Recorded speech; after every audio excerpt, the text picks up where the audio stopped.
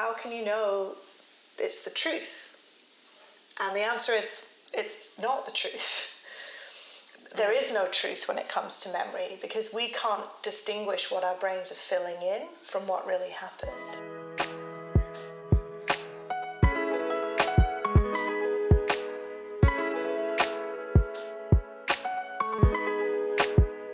Hello everybody, welcome back to Current Art Podcast. I'm Yaching, and today we have a super special guest, Paula. I feel so astonished to have this conversation about memory and art with her. So my name's Paula Croxson, and I am a neuroscientist by training. I used to be a science researcher. But these days I'm a science communicator, so I really use my science and my love of writing and talking to bring science to life in all kinds of ways. I am also, as you said, a storyteller. I tell a lot of personal stories, especially around New York City, and I work for an organization called the Story Collider, which is a science story show and podcast. In my daytime life, I work for an organization called Stellate Communications, who helps scientists to talk about their work, write about their work. I'm also a musician. I play the flute in a couple of bands called Wax Majestic and Moral O'Grey. And in my spare time, this much spare time, I am an open water long distance swimmer. In November, my grandma diagnosed Alzheimer, and then she passed away in November. So that's why I did a travel back to China and all the way to visit her. Yeah, so, and I was just cannot stop thinking about this disease and what does it do to people, you know. I can really not get it away from my mind. So I started to read about it, I started to listen to podcasts about it. And shockingly, I found like there are about 7 million people in America diagnosed Alzheimer. It's like such a large population also. Yeah. And there's no cure. I mean, there's a cure to slow down the processes. Mm-hmm. But there's no cure of reverse any progression that Alzheimer has made. That's right. It's devastating, and it's only going to get higher, that number, because we're all living longer. Exactly. Which is great on the one hand, but this is fast becoming a super pressing need that we have to figure out how to slow down or stop the disease from progressing. Exactly. And before that happened, like before my grandma passed away, I have known this Alzheimer's disease, but I haven't got a education, like a thorough education about what it is and what could happen to people and what does it mean to the caretaker, like what kind of responsibility they have to have. And then after I go through this whole process by myself, it's like a very, very difficult disease, not only for the person who is suffering it, but also for the people who is taking care of them. Like a big burden. Yeah. I'm so sorry that you had to deal with that, because I think even there's a point where it becomes more of a burden for the care partners than it does for the individual. Yeah. Because, once somebody's cognitive function and memory has deteriorated to a certain point, I don't think they experience as much of the grief and the difficulty. No, totally not. And my grandmother also had dementia that probably was Alzheimer's disease. Yeah. And I remember that not only her memory changed, but her personality totally changed completely. Yeah. Same with my grandma. Like she is a completely another person, like during the period of time. I mean, she got diagnosed Alzheimer, but then that we found it in very late stage. So we missed out a lot of like earlier signs because of she was living alone. And then she rejected any medical like check. So we didn't know until very late.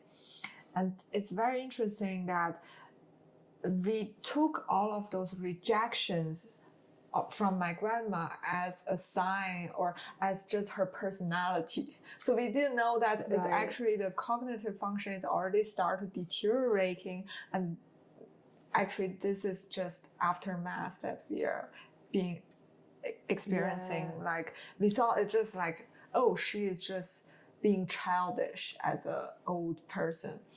So that's like very like shocking things, like a reversing of the fact that I found out later on. And luckily I got a week to take care of her, and so I've seen this, how this disease do to people is like cruel. It's extremely cruel.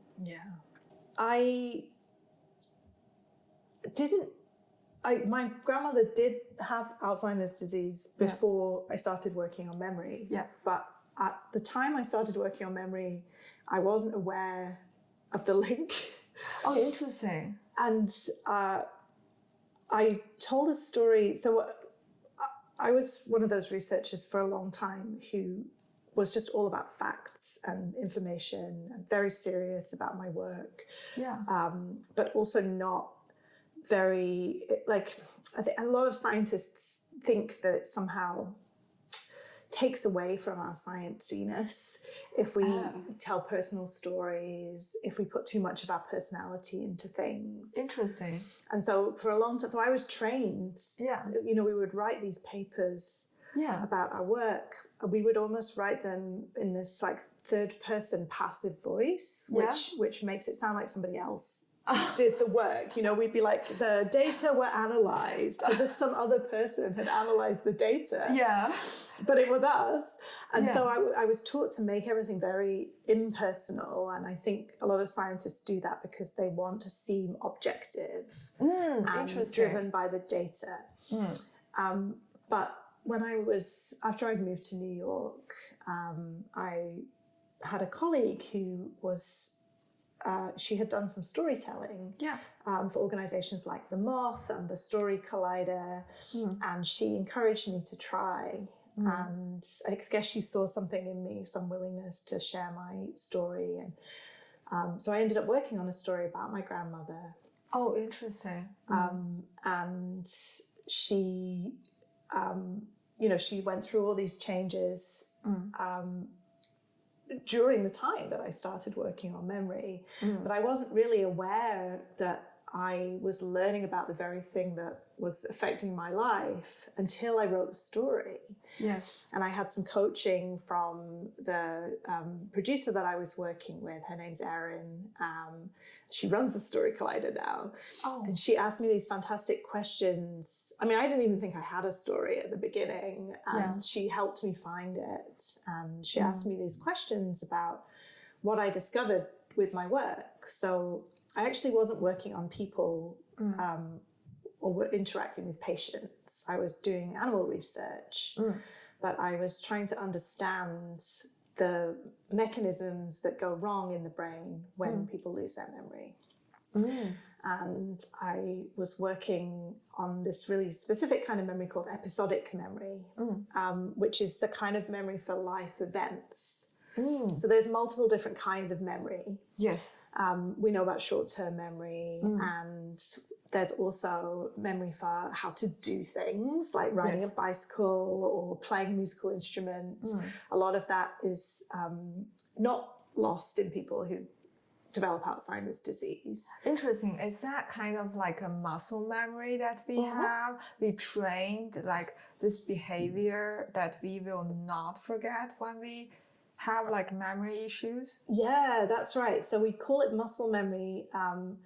In part, it is housed in our muscles. But in part, it's also housed in different brain areas than are the ones that we lose when we develop dementia. So, and those brain areas are more involved with developing habits. And so habits are things that are slow to develop. Like anyone who's tried to develop a good habit, like exercising more or getting to bed on time, knows how hard it is to develop a habit. But once you have a habit, it's very hard to break it. That's why it's so difficult to give up smoking. And so our muscle memory taps into those habit areas of the brain and allows us to develop. It takes longer to learn those skills, right? It takes a long time to learn how to play the piano. But once you've learned how to play, I mean, I had a period of time where I didn't play the flute for maybe 8 years. Yeah. And I was still able to remember enough. It didn't sound great. I was able to remember enough to pick it up and regain the sound in a few months, to the point where I now play very often and enjoy it. I am taking a break of playing violin. I just feel like too many things in my mind. So that means I am not losing the ability to play it, right? Not at all. Not at all. Your muscle memory and what we call in the neuroscience word procedural memory is still going to be there. So it's totally okay to take a break. You sound like a good scientist, but a bad violin teacher.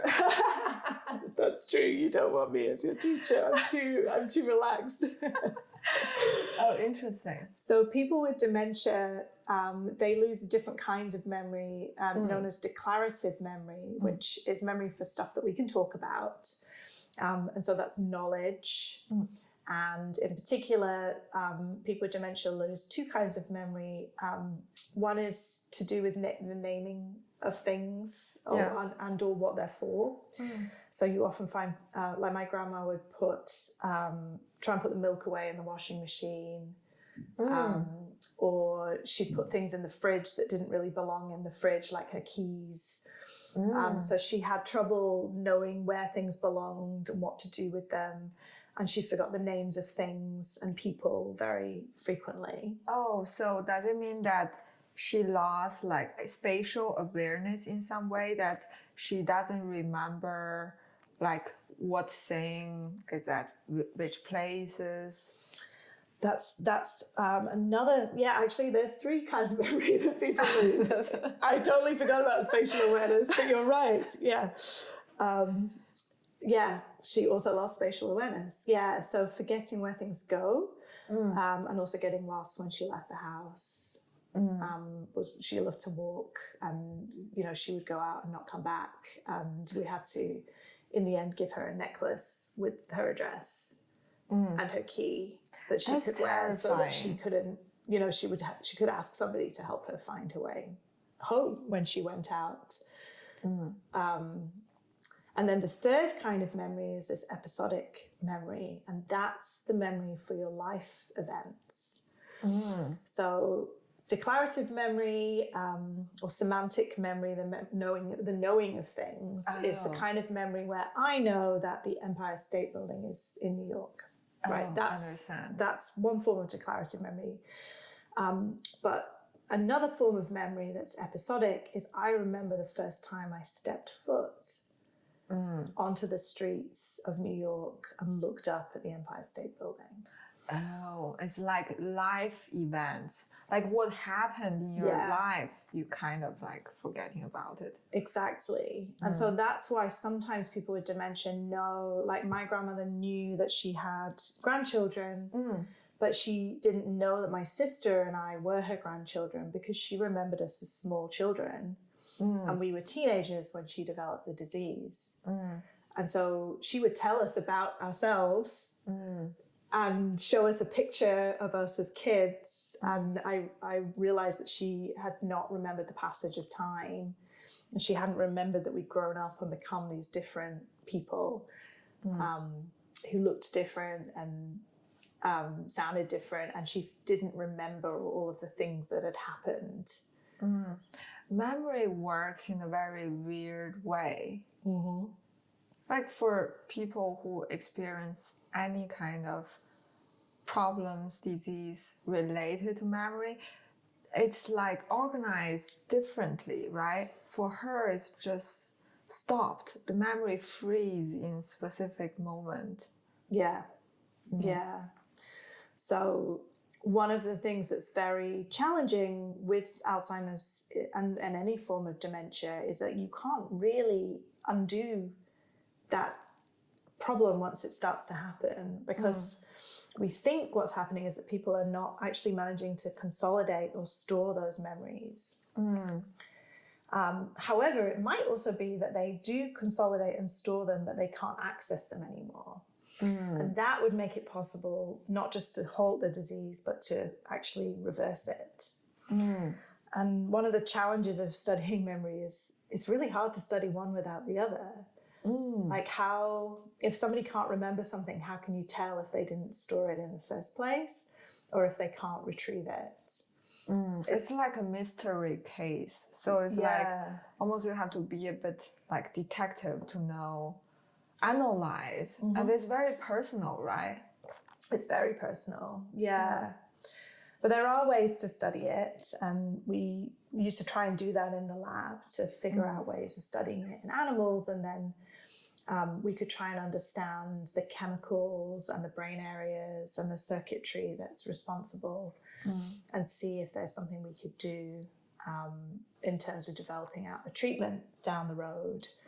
Yeah, what I'm very interested in is like your response. Like when you find it out, your grandma has been diagnosed dementia-related diseases.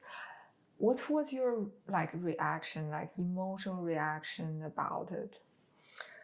Yeah, I did not take it well. So I was probably about 14 or 15. Oh, that's very young. And I remember that I wrote in my diary, because you've got to have a diary when you're that age.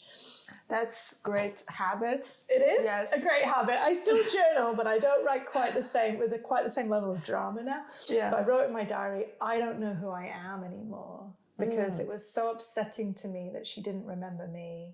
She didn't remember my sister. She thought my mother was her sister. That she would get so angry and frustrated. So it gave me a bit of an identity crisis to have her. I was very close with her, and when she didn't remember me at all, it was devastating. From my perspective, because we kind of find our identity through other people's response, or maybe this is not correct, but that's how I understand it. Like I see myself like in the reflection of my grandma or my loved ones. So they were kind of like anchors in the world for me to always trace back, to locate.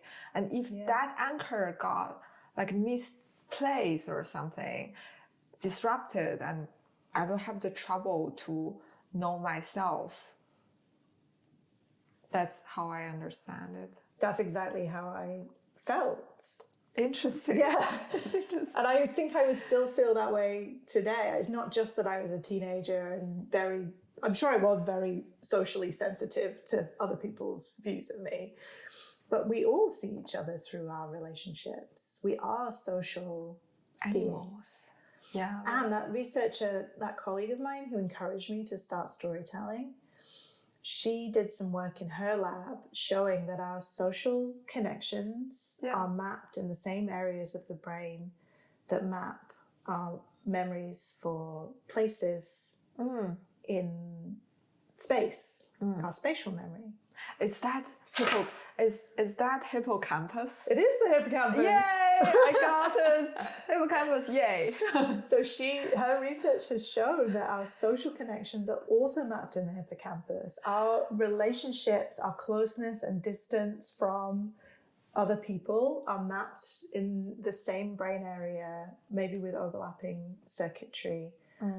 And I also coach storytelling. And a couple of years ago, I worked with a researcher who was in her lab who worked on grief. And she was trying to understand if when somebody when we lose somebody close to us, when somebody passes away, or otherwise leaves our life, her idea that she's been studying is that we're searching for them. You know what? This sounds crazy to me because I have experienced that a lot recently. Really? Yes, because I told my friend, this is 100% truth, honest. I told my friend that, how do we prove absence? There is absolutely no way to prove absence. Like, how do we prove something is not there anymore? There's no way to do that. So whenever I thought about my grandma in the past, when she didn't pass away, then my brain goes somewhere in northern China, in that city, in that room that she's living in that bed she rested, and then my brain can relax, she's there. And then whenever I thought about her after she passed away, my brain would go to the same process. Like, I would trace my mind back to this country, but it just got lost because I know, like, this place, this little place in the world that belonged to her is not existed anymore. Yeah. So I could not find that space anymore. It's so torturing. It is. Yes. And it's frustrating, I think, for somebody. And I have to tell myself, well, she's not there anymore, but what does it mean? So it's almost like a cycle. And in the middle of the night, I would think about that. And it leads nowhere. So I tell myself again and again, oh, she's not there anymore. But how do I prove this sentence to me? There's no way. I find it, data can never convey those, like, sensitivity of the feelings that we have. Like, data can do very little to help us understanding certain things. Totally. Yeah, they can only bring back certain things, right? We can store certain things in the form of data. Yes. But they're more along the lines of, I know the Empire State Building's in New York. Yeah. Than they are along the lines of, I remember this happening and how I felt. And that's something that's really remarkable about storytelling, I think, is it taps into that episodic memory, the type of memory that we were talking about that can be lost, but it's also the most powerful kind of memory that we have in some ways. Because if I asked you right now to tell me what you had for breakfast this morning, you could probably tell me. Yes. You could probably tell me where you were, who you were with, if anyone, how you were feeling, what temperature it was, whether you liked it or not. Yeah, that's... Now, unless this was a really special day, you probably did not sit there while you were having your breakfast going, oh, I must remember this. No, but it felt somehow like got erased in, like, a few days later. I probably cannot recall it. Now I can say it confidently, but not when there's like hundreds of breakfasts. Right. And I think that's important too. Like, if we know that you can't hold infinite memories. And so your brain, part of consolidation of memory is your brain grouping similar events. So at some point we remember, I can remember the experience of having breakfast in my space at home, but not a particular breakfast. Yeah. But at the same time, there is a mechanism there in your brain that ties together multiple details and can be recalled with just one prompt. And storytelling taps into that. Is that the magic? I think it's part of the magic. I don't want to science all of the magic of storytelling because I think it's more than that. But I think when we listen to a story, and there are science studies on this, where you have people in an MRI scanner listening to a story and you see what happens in their brain, it taps into the areas that we use for our memories. So when I hear someone telling a story about their relationship with their grandmother, I empathize in part because I am bringing back my own memories as I'm listening. And I might remember their story because it's tying together all these elements, the emotion, the vividness of the moment, what they saw, what they heard, what was said. It paints this picture and helps you to remember things yourself. So for me, like storytelling and memory are sort of intrinsically linked and tied together. And I don't think that's the whole magic. I think there's some other magic that the science can't explain. Interesting. And I have a question just based on what you said about breakfast. I did not have a extraordinary special breakfast I should remember for my whole life.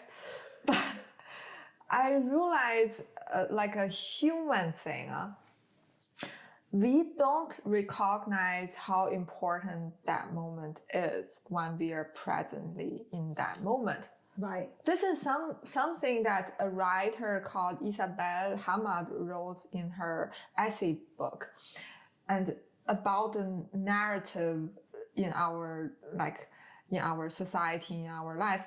But my thought was, we never know when the moment is so important until it became history. And then when we realize it's a history, we sort of like having problem to access those details anymore, because when it happened, we didn't know it's so significant. Right. Yeah. So for example, this time I flew back to China and then to see my grandma for the last few days. I know this is going to be so significant in my life, you know? So I was prepared. Right. I was prepared. I was like formatting my mental SD card, and I was like, now is the time to remember things. But as like every breakfast, as you said, I did not know which one will become so significant. But you know what? Maybe it will. Maybe this tea talk, this podcast episode would become some like turning point of my life. And that I didn't know until it passed. But not everything can be recorded. Right. Can be luckily recorded in a digital format or in our brain. Like, how do we deal with even this kind of like desperation of losing it? We are knowing that that moment I lost it. How do we deal with that? I don't think we have a good response to that. I don't think there is a good way of dealing with that. I get a lot of comfort from knowing that the brain is an absolutely masterful filler in of details. But that also can be very uncomfortable. So what I mean by that is even taking what we see into account, I think everybody knows at this point that when you walk into a dark room, you see things in color, but the cells in your eyes that process color are not able to function in low light. Your brain is filling in the color based on what you know.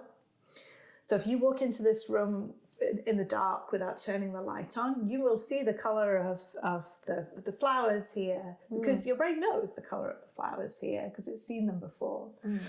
If I walked into a room that I hadn't been to before and saw flowers on the table, I would see a color too. It might be the wrong color because my brain hadn't seen them before, but it would still fill in the details. And that's because we have limited processing power.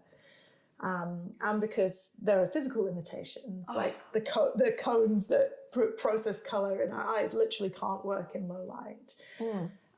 But also our brains are limited in how much detail they can process and take in. So also as I look here, my brain's filling in the rest of the space, but I'm not actually taking that in. So it turns out that our brains do that with our memories as well. They provide details to us. And so I think about this a lot when I'm writing a story. Yes. And I have students ask me this a lot when I teach storytelling. They say, well, how can you know it's the truth? And the answer is, it's not the truth. There is no truth when it comes to memory, because we can't distinguish what our brains are filling in from what really happened. Oh my God, I could have a completely wrong perception of everything. Is that true? That kind of, yeah. I mean, not of everything, but you could have a wrong enough perception that multiple things are filled in from another time, or and you might even notice this if you write stories and you work on them with other people. Because so I do a lot of oral storytelling, and so I practice by telling my stories to people, and when they react strongly to something, then I might embellish that. I might add more detail to that. And if they don't react so strongly to something, I might take it out of the story, and at some point that becomes a real story. And sometimes that means that we might forget that a whole person was there in a situation, for example, because we're editing as we go, and art is a process of creation and editing. Yes. And so, yeah, our brains are really good at doing that. Fascinating. But yeah, is it all the truth? Almost certainly not. Thank you so much for watching and listening. And I'm available on YouTube Podcasts, YouTube Music, Spotify, Apple Podcasts, and Pocket Podcasts. And I will see you next time. Ciao, ciao.